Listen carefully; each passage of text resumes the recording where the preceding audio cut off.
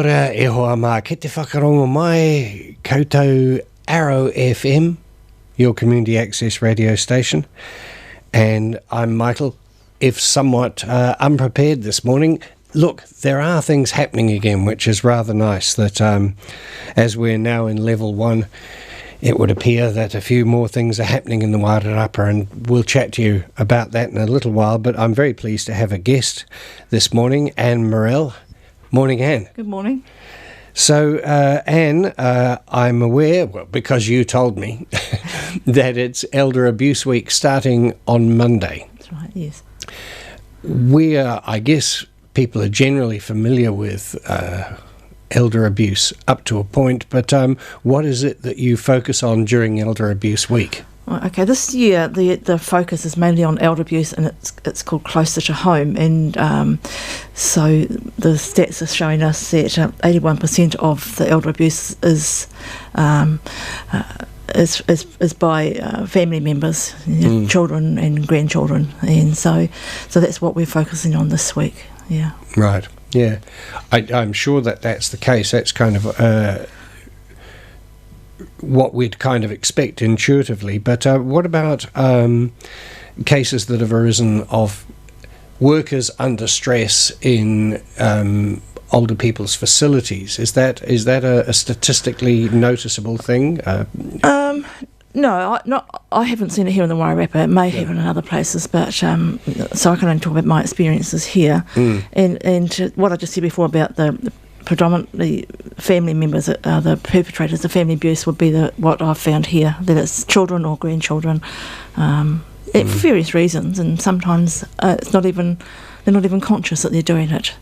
You know, they may think that they're doing the best for their elder person or their mum or their grandmum, but in actual fact, it's not what mum wants. You know, if mum's still able to make a decision about something, her decision should be respected, not because it's not convenient for the family, it's what she wants. So that's a lot of psychological abuse, which perhaps people don't recognise as genuine abuse. Yeah. I mean, I think I've used this example before, that a couple of years ago my father came to live with me. He's now 96, and he'd lived on his own for 15 years. And I was working, and I would rush home every lunchtime to get lunch from him. And my colleague said to me, "Why are you doing that?" And I said, "Well, because he lives with me, and I need to look after him." And she said, "But he lived on his own for 15 years and got his lunch every day." Yeah. And kind of thought about, actually it is probably bordering on to the elder abuse, because I wasn't allowing him to make the decision about what he wanted. I decided that I would get his lunch for him, and that was it. So it must be a hard call, though, because as people get older, they may have, as you say, managed perfectly well for a long while, but their facility is on the downward. And obviously if that's kind of thing you're noticing, and hopefully you've had some conversation with the GP about the state of your parent or your grandparent, and so there are things that you are going to be doing for them that they probably would have done for themselves. But the thing is, for me, is if that person is still able to make a rational decision about what they want, that's what we need to do. Yeah. I guess there are privacy issues too, that just because a person is much more dependent on you doesn't mean that you have to completely remove all barriers between you. No, that's right. Like for my own example of my dad living with us, it's like he was still quite independent, and he could manage a lot of things, but like I said, I had in my mind that I had to take care of him. But there's a lot of older people that are like that. They still can manage to do lots of things, and like I said before, if you notice people are getting a bit wobbly, or maybe they're forgetting things a bit more often than they used to, I mean, that's probably a good time to maybe have some conversations with the GP about what's going on, and from there taking, planning what needs to happen for that person, and if possible to involve that older person in those decisions as well. Yeah. I think it must be very frustrating for a lot of family members dealing with an older relative, because it can be very physically demanding, and if you feel that the person's not cooperating with you, that's perhaps where your frustration rises. Yeah, and I think that what they call that a carer's burnout. So if you're caring for a person and it's a constant 24/7, being there, and oftentimes, like you say, people, the older person doesn't want to do what what their child, their children or grandchildren want them to do, it can be quite frustrating, and sometimes, and that's when elder abuse can happen, that people might just get really angry and yell at their mum or dad, or they might have just actually lash out and give them a bit of a tap, and that's all abuse, So yeah.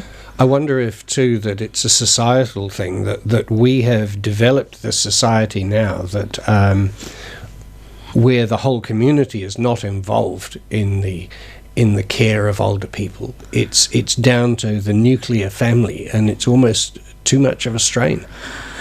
Well, the thing is, there are supports out there for families, so that's why I'm saying that, if there's anything that you kind of think, health-wise, or you need to have a conversation with the GP just to actually make sure that the person is okay.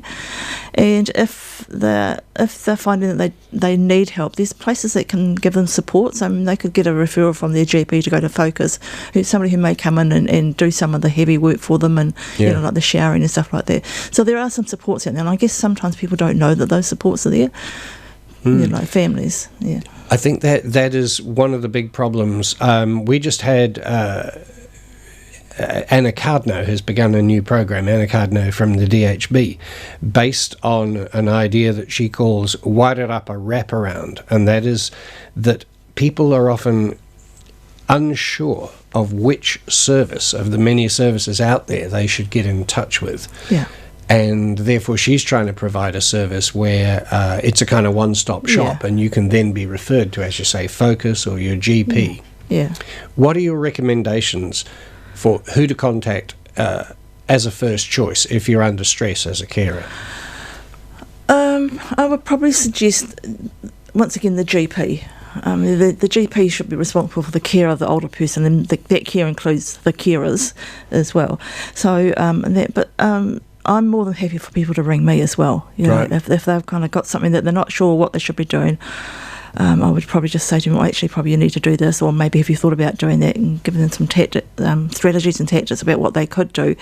But once again, it comes back to having that medical input from the GP, because they are often the people that need to make the referrals.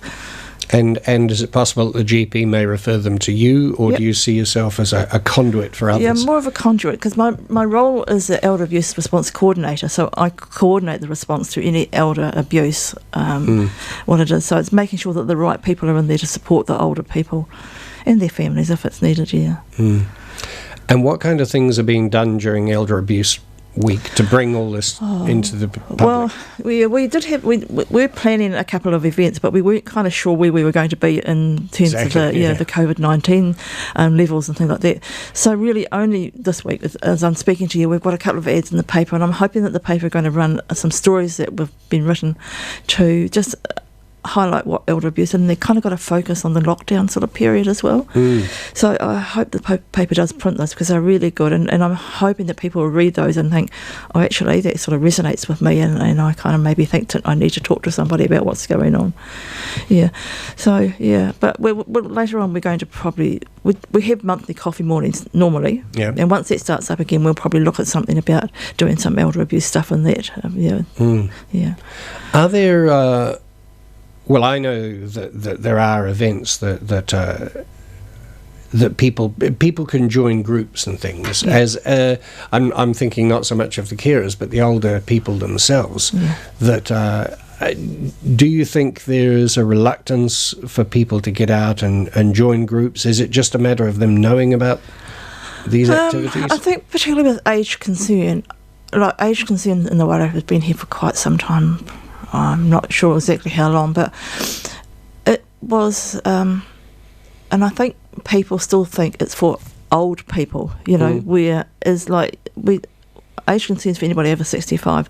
65-year-olds these days aren't old people, so people are still thinking that we work with old people, the ones that a bit dottery, and they need to have their entertainment put on for them. But these days people are a lot more savvy than what they were 10 years ago, because I'm 65 and I certainly know more than what my mother did at 65, and I don't know how my mother would have coped with all the technology that we have, and a lot of our people of my age do are able to work with technology, and it makes a big difference. It's a whole different world for them, isn't it? But it's arbitrary, isn't it, your chronological age, because everybody's different, and there are, of course, people who suffer from dementia from younger than we are. Yeah, absolutely. Yeah.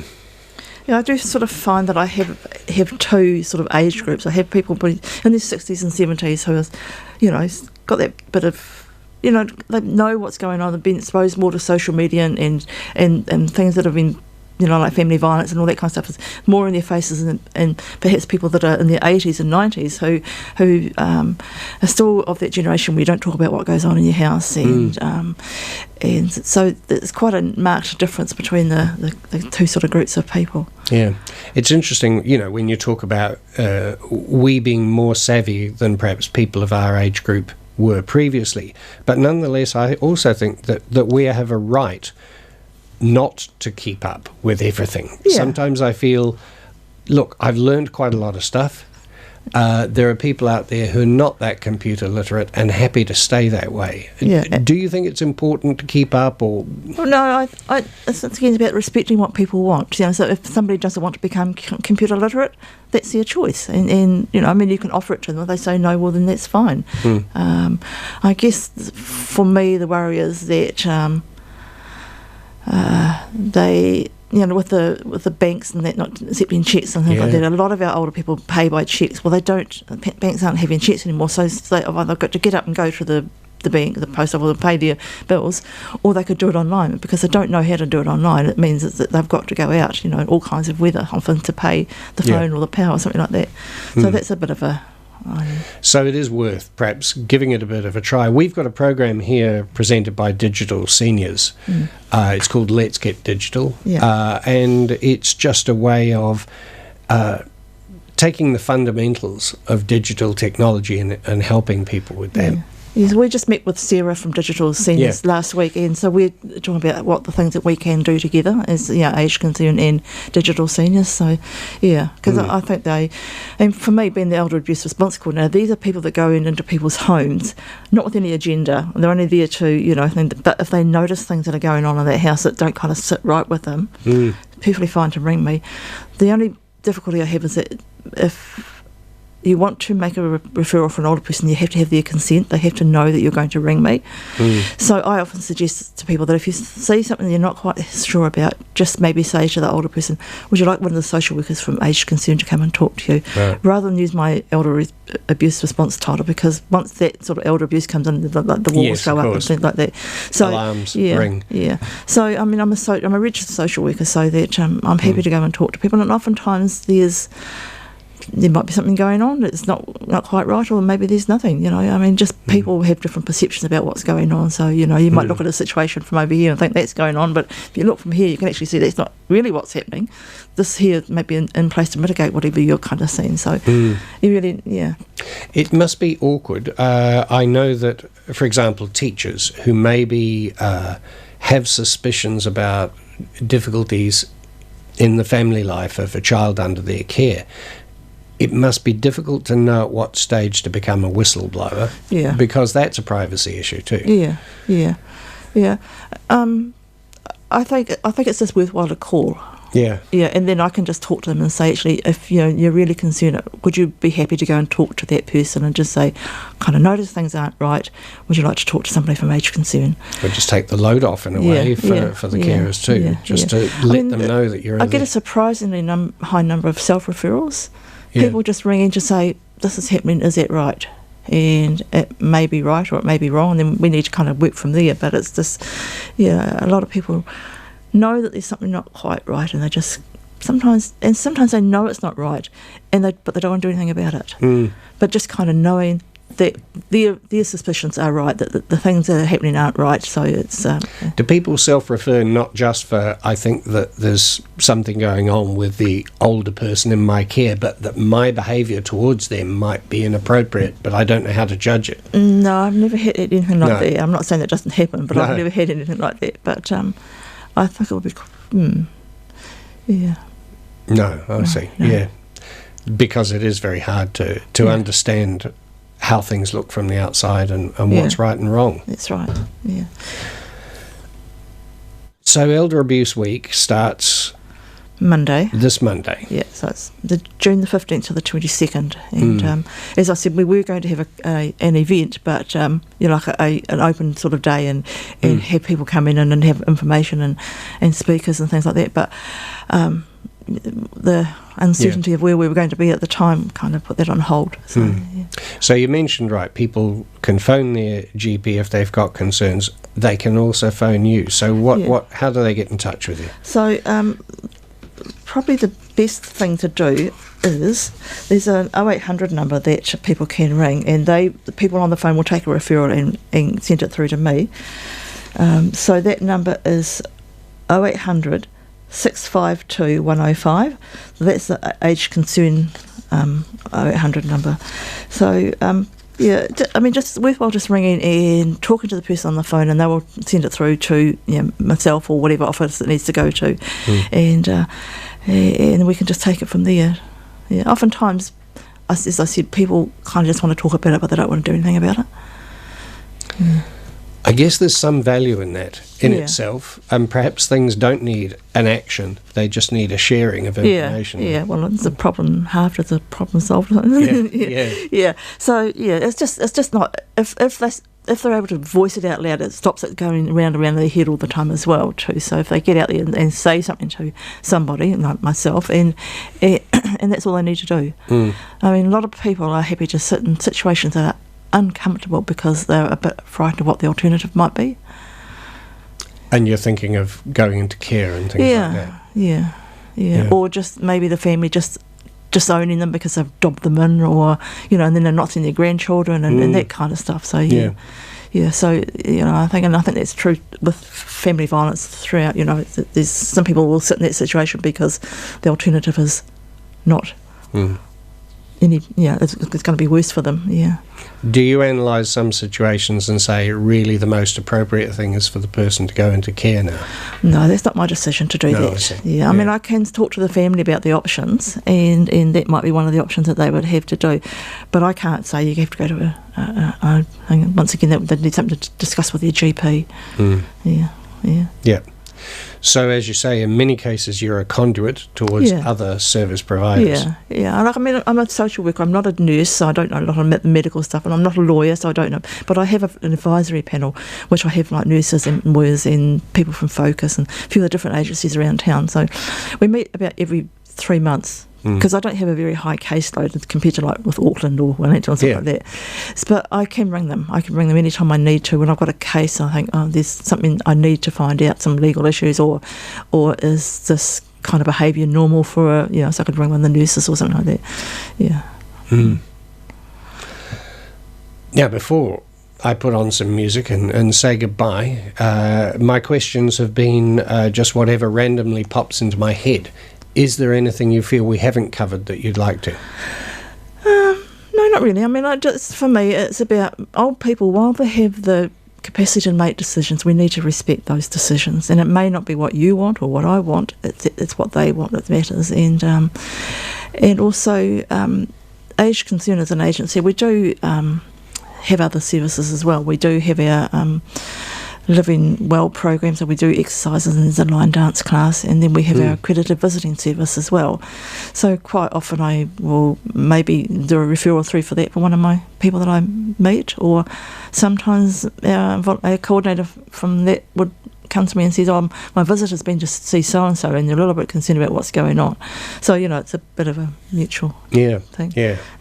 And there are, I will be announcing this morning, in fact I'll do it now, that there are things happening at places like the Featherston Community Centre that are very focused on older people. I'm not saying that Bridge is the preserve of older people, but nonetheless they have a social bridge group. Yeah. They have belly dance for beginners. That could happen. Feldenkrais, which is a movement discipline that's very good for your health. They have the Featherston Senior Citizens Club cards group, mahjong players, a needlework and craft drop-in. And that's just the Featherston Community Centre. So there are a lot of activities out there. We like Age Concern, we do a coffee morning once a month. So we do one in Masterton, Martinborough, Carterton and Featherston. And when we go to Featherston, we join in with the coffee group morning they have there at the community centre. So once a month we provide the speaker or whatever it is. So, yeah. Great, yeah. Because spreading the load is a good thing. And also once people are out there going to the needlecraft or whatever thing, there's another community for them to be part of. Yeah, and that's why I often encourage people to look for activities that they enjoy, like playing cards or something like that. And often people are a bit too shy to go on their own, so I'm happy to go with them for the first time if that's what they want to do. Really? That's above and beyond. Well, sometimes it's a bit of, I mean, I know what it's like when you're a stranger, because I've only lived here for 12 years, so I'm a newbie. That's right. But it's quite hard to go into places where you don't know people, and so I think when you're sort of a bit older, and maybe a lot of your friends have either moved away or they've passed on, so and so your sort of peer group sort of getting smaller and smaller. So yeah. Well, as I say, I think that's great that you offer that. Well, I'll go to a doctor with people, or I'll go to a lawyer with people, or working income. Whether they get in a lot of information at once and maybe they aren't able to process it all. So, I think that's a good thing for people to know, because people are aware of agencies and they think of them as places where they go, see somebody and leave. The thought that you're available to help them with their other activities, to begin to join a club or whatever, that's a really wonderful service. I might end up joining myself. Yeah. Great, thank you very much, That's Anne. Right. I've got some music now, and it's apposite to me because it's called Short Memory.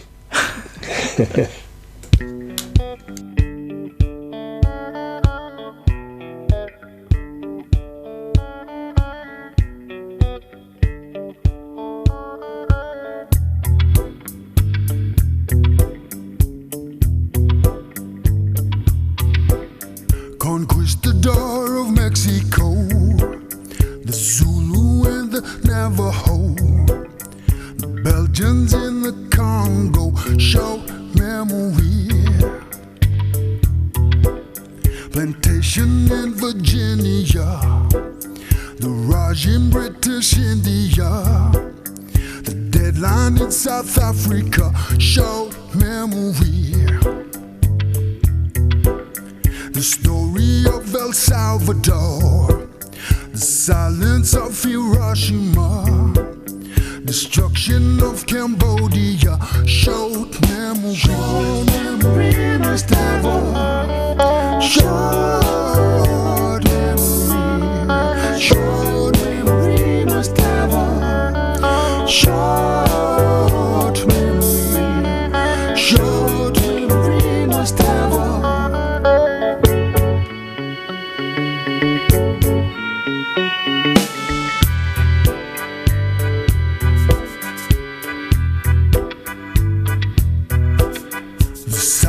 hotels by the Nile, the designated Hilton style, with running water specially bought, short memory.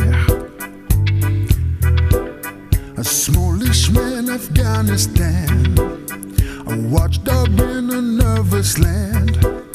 They're only there to lend a hand, short memory. The friendly father, dusty smile, wake up in sweat at dead of night, and in the tents new rifles, hey, short memory. Short memory must never. Short memory. Short memory must never. Short memory. Short memory must never. Short memory, short memory.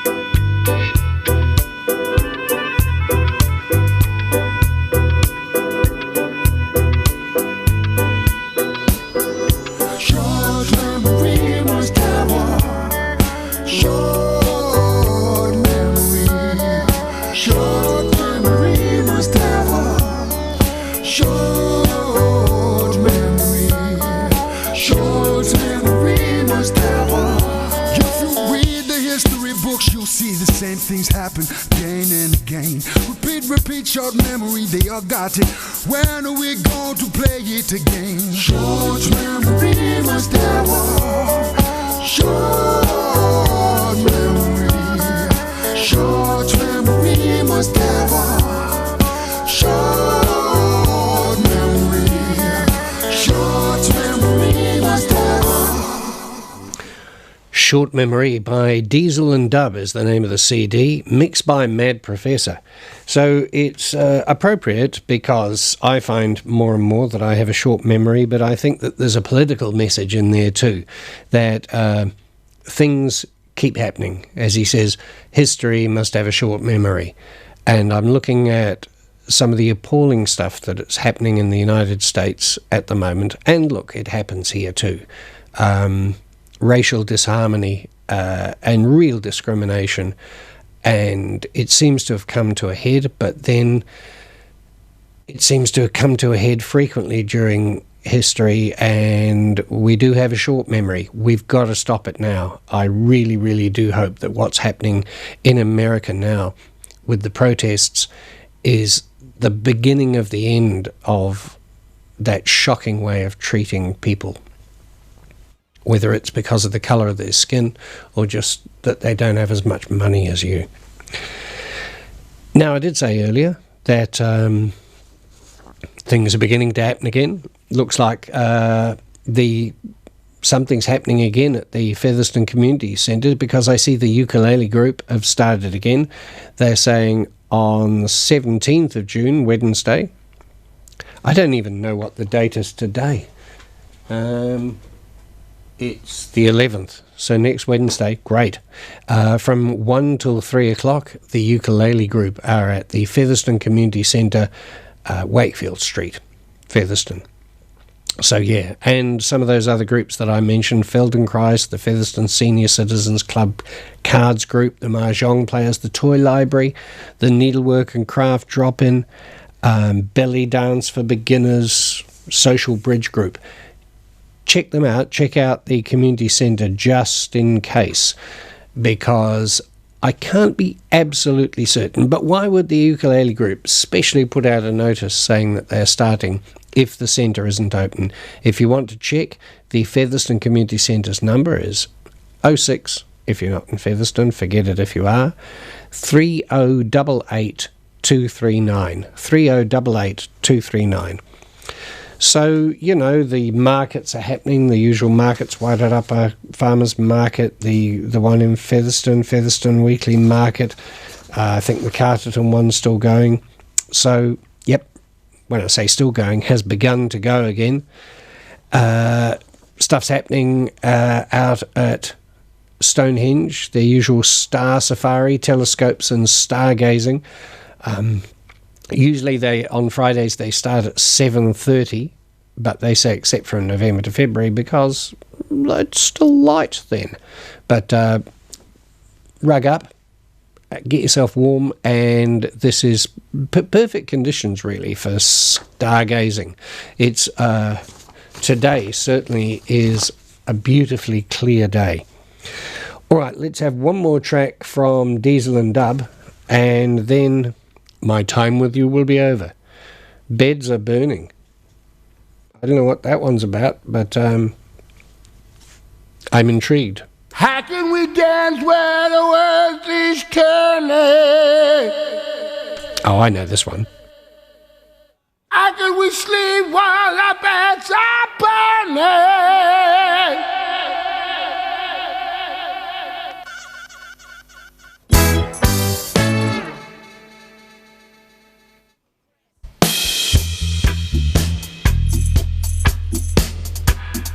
Out where the river broke, the bloodwood and the desert oak, Holden wrecks and wailing diesels, steaming 45 degrees.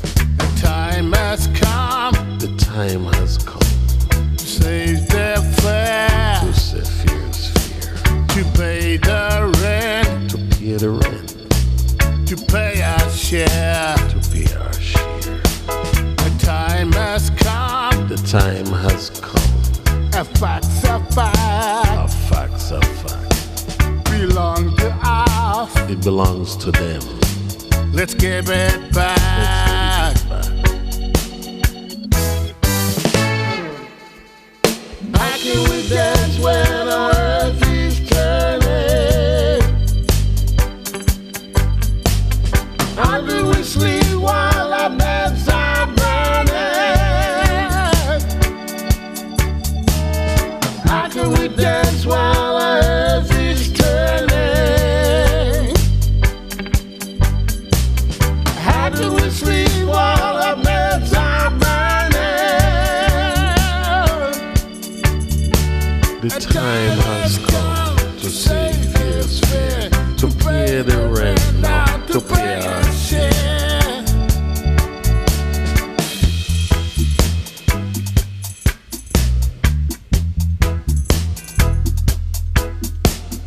For we you scare the cockatoos from Kintur east to Indamu. The western desert lives and breathes in 45 degrees. A time has come. The time has come To save the fair, to say fear's fair, to pay the rent, to pay the rent. to pay our share. A time has come, The time has come. a fact's a fact, A fact's a fact. belongs to us. It belongs to them. Let's give it back.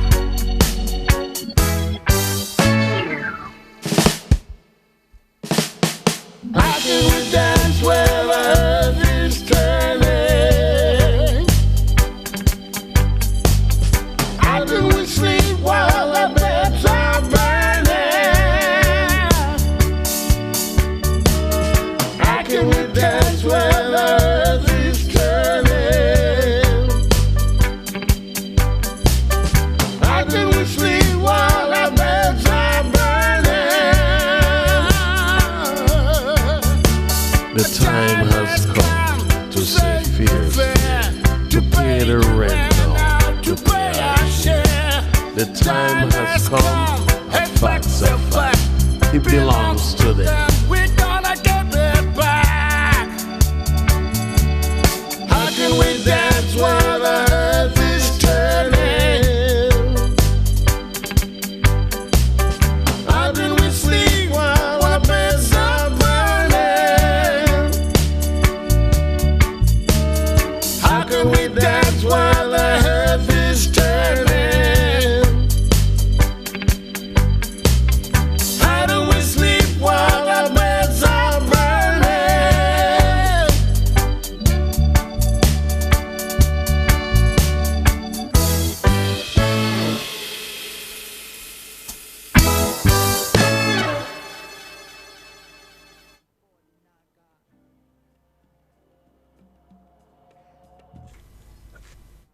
I'm a bit thick, really. I'm a bit slow this morning because I thought, oh, that's a Midnight Oil track, isn't it? And then I thought, oh, that other one was a Midnight Oil track too. And I looked at the CD. They're all Midnight Oil tracks. So this is as interpreted by Diesel and Dub, the Mad Professor. So obviously they've got a strong political bent, and very pleased to play them on the program. Very pleased to speak with Anne Morell about Elder Abuse Week, starting on Monday. Very pleased soon, though, to go and have a cup of coffee. So it's been really nice being with you this morning, and we'll talk again next week. See ya.